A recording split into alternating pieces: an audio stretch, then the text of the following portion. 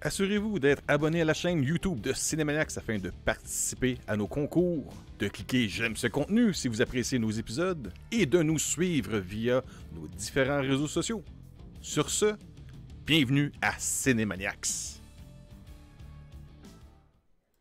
Bonjour à tous les lumières pour un autre épisode aujourd'hui. Dans la même journée, on fait deux épisodes puisque j'en ai fait Love, Death and Robots volume 1. Cette fois-ci, on fait Love, Death, Robots volume 2. Je vais dire saison encore, faut que j'arrête de dire saison, c'est des volumes. Pourquoi qu'on fait ça? Je sais pas. Peut-être c'est plus la mode de dire volume que saison. Anyway. Je vous invite à vous abonner à notre chaîne YouTube de Cinémaniacs ainsi que de cliquer la petite cloche afin de recevoir les notifications de chacun de nos épisodes qui sont publiés habituellement le lundi, mercredi et vendredi sur la chaîne YouTube de Cinémaniacs. En plus, nous avons deux concours en ligne. Vous allez avoir toutes les informations dans la description ci-dessous pour le Blu-ray Steelbook de Iron Man et le Funko Pop Godzilla qui sont disponibles pour le mois de mai et il va y en avoir d'autres après ça dans chaque mois. Et nous, toutes les informations sont dans la description ci-dessous. Aujourd'hui, en gros, je vais vous parler d'un survol rapide de du deuxième volume de Love, Death and Robots qui est diffusé depuis vendredi passé. Là, on est lundi le 17 mai 2021. Donc, ça fait juste quelques jours. Moi, j'ai eu le temps de le regarder. C'est quand même assez vite. C'est des épisodes de 4 à 18 minutes à peu près. Volume 2 est sorti sur Netflix.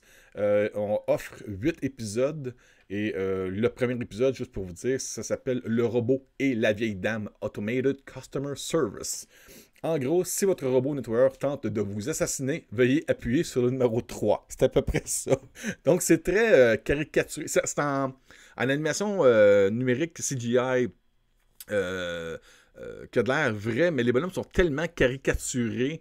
Ils ont des petits bras, des petites jambes. C'est comme des bobbleheads à peu près, mais qui bougent très naturellement, comme vous et moi. En gros, c'est assez d'imaginer un peu une science, pas une technologie, mais des robots d'électroménager robotique à la Wall-E. Wall-E, Eva. Bon, c'est ces genres de petits robots-là cute qui, soudain, se retrouvent à vouloir prendre le contrôle de l'humanité. Donc, contre des octogénaires, des gens à la retraite, disons ça comme ça, soyons polis quand même. Ouais, la vieille dame, elle se retrouve à s'appeler au service à la clientèle. Et le service à la clientèle lui dit carrément, ben, vous pouvez sacrifier votre chien ou essayer de sauver votre peau. Là, tout ce qu'elle tout ce qui a fait empire la situation.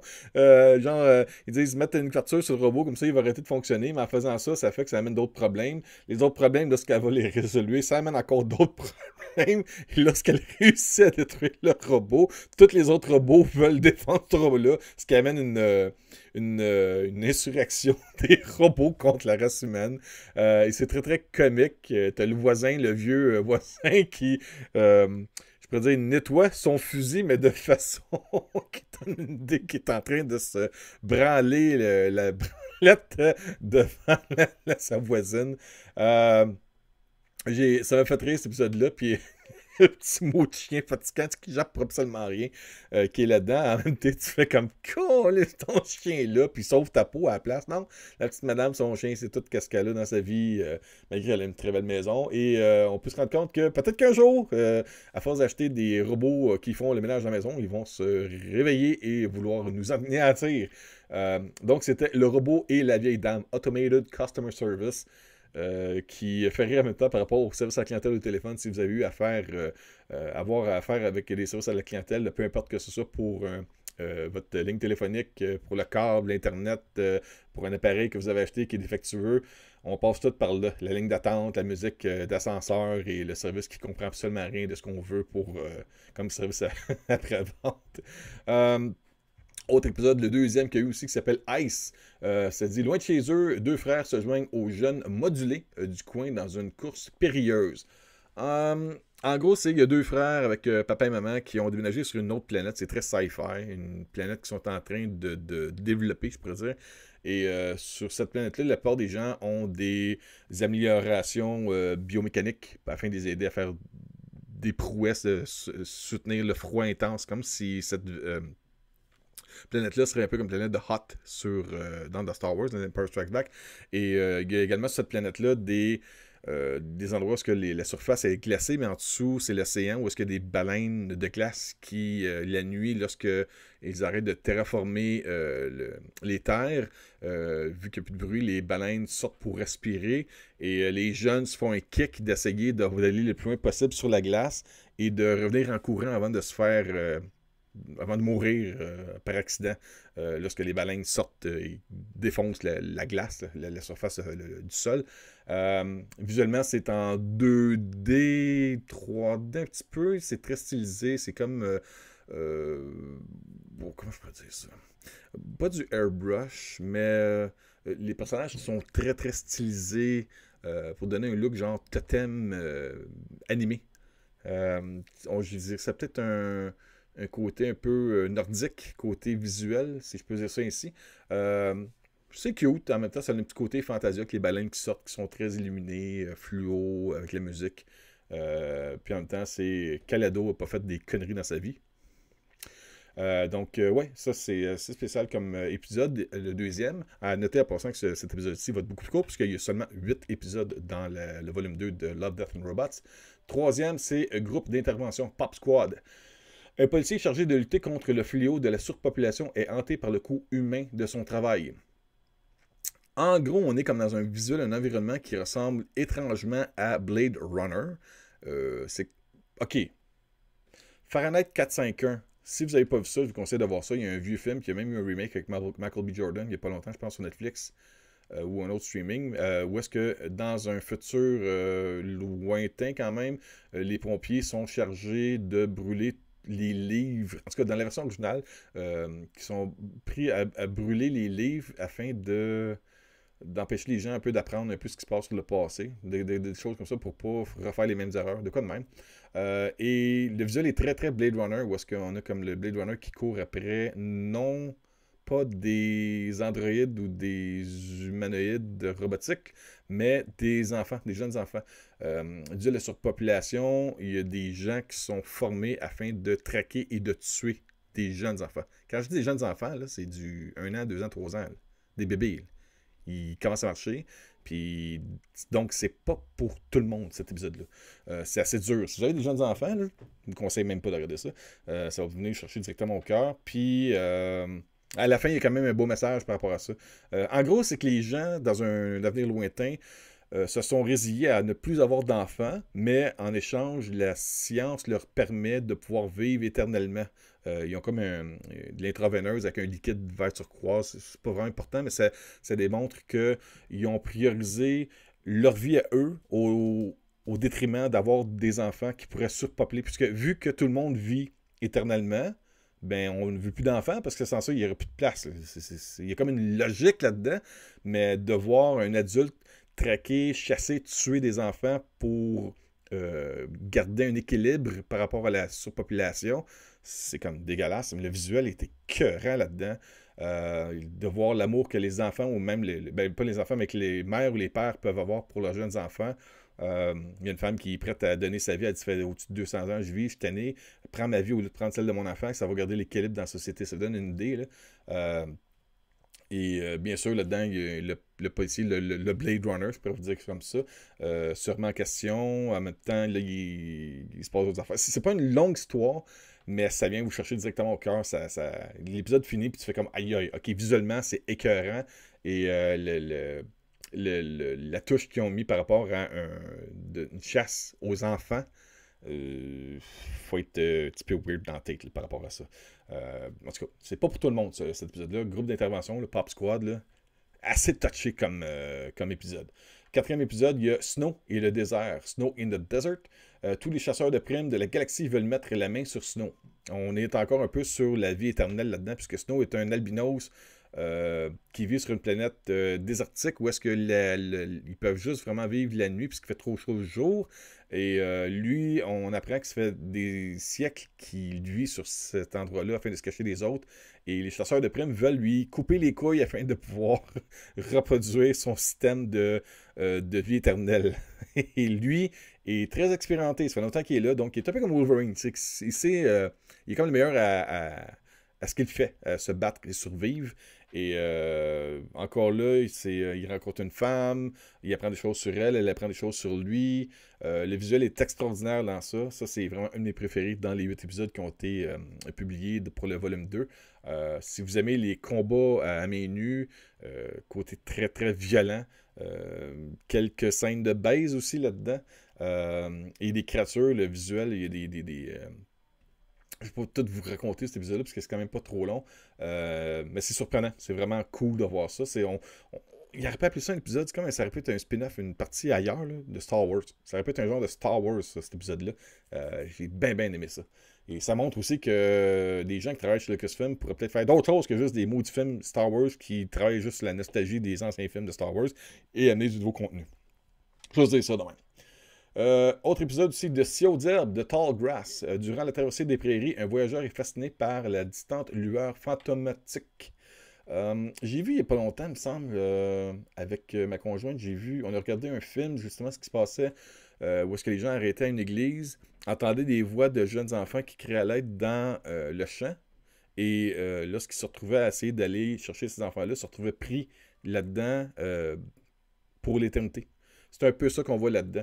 Le train tombe en panne, le gars sort dehors, le conducteur du train lui dit on part dans pas long, on va pas trop loin, puis il dit ben, je vais juste fumer une cigarette, me prendre vite, puis je rembarque après, puis il se retrouve pris là-dedans. Une petite passe séparante, un petit peu de suspense. C'est comme fantôme extraterrestre un peu là-dedans. Là. C'est pas vraiment décrit. Puis c'est ça qui est le fun de ces courts-métrages-là. On n'a pas besoin de tout vous dire ça c'est un extraterrestre, ça c'est un vampire, ça c'est un alien, ça c'est un démon. C'est des affaires weird qui se passent, puis ça se passe rapidement. Donc on n'a pas vraiment le temps de tout vous expliquer. C'est à vous de vous faire votre propre idée de ce que vous regardez. 6e épisode, c'est la surprise de Noël, All Through the House. La veille de Noël, 2 enfants descendent les escaliers sur la pointe des pieds pour apercevoir le Père Noël. Un conte tordu destiné aux adultes. Ma conjointe Isabelle a adoré cet épisode-là. Je peux pas vous dire comment. Puisqu'au début, on regardait ça et on se disait OK, ça s'en va où, là? Tu sais, le conte typique où est-ce que tu vois les enfants descendre l'escalier, regarder tranquille, tu vois juste la silhouette du Père Noël qui est en train de se promener, puis à un moment donné, il y a comme tentacule qui sort, qui boit du lait, mais weird, puis tu vois des pattes de monstre. Je vous donne pas toute l'histoire, mais en gros, ça répète un conte de Noël raconté par Guillermo del Toro et interprété par Doc Jones. C'est à peu près ce genre. Puis c'est cute parce que ça dure, je pense que l'épisode dure 8 minutes. C'est vraiment pas long. Et à la fin, quand vous allez regarder cet épisode-là, la créature, c'est comme une version de... Pensez un peu à Krampus, OK? Et c'est comme si tu dis... Je vais pas vous dire, je vais pas vous spoiler parce que c'est peut-être, d'après moi, le meilleur des 8 épisodes. À la fin, les enfants disent à voix haute exactement ce que vous pensez. C'est exactement ça. Lorsque vous voyez les 2 enfants à la fin de l'épisode, ce qu'ils disent, tu fais « Je pense exactement ça. » La surprise de Noël, ça, c'est certainement le meilleur des 8 épisodes. En tout cas, c'est celle qu'on a le plus aimé chez nous. Le 7e, c'est Module de secours, Life Hutch. Après s'être écrasé sur une planète rocailleuse, un pilote se rend à un refuge où une menace l'attend. Ça, c'est avec Michael B. Jordan. J'ai l'impression qu'ils ont tourné toutes les scènes avec lui, mais il devait porter ce qu'ils appellent les costumes avec les sensors. Et on a tout retravaillé les effets visuels. Donc, on voit Michael B. Jordan. On voit bien que c'est lui. C'est même pas caché. C'est Michael B. Jordan qui se retrouve, après s'être écrasé, à rentrer dans un habitat où est-ce qu'il est pris à survivre contre un robot qui est défectueux. Pensez un peu le robot qu'il y avait. Là, j'ai un blanc, là, peut-être me dire dans les commentaires, là, où je ferai de la recherche tout après, mais Mission to Mars ou The Red Planet, où est-ce qu'il y avait un des survivants de l'exploration pour Mars qui était qui était chassé par un robot qui devait être là, arrêté pour les aider. Fait que j'ai pas vraiment trouvé ça original, mais visuellement, c'est incroyable. Et les coups que Michael B. Jordan, en tout cas son personnage, mange dans cet épisode-là, tu sais, aïe, aïe, ça doit faire mal, ça doit faire mal. Et donc, il mange une petite volée là-dedans, puis il réussit à sortir pareil parce que c'est Michael B. Jordan, c'est notre creed national. Dernier épisode, le géant noyé de Drowned Giant. Le corps d'un jeune homme gigantesque s'échoue sur la grève, sur la plage, disons ça de même, fascinant ainsi les habitants des lieux.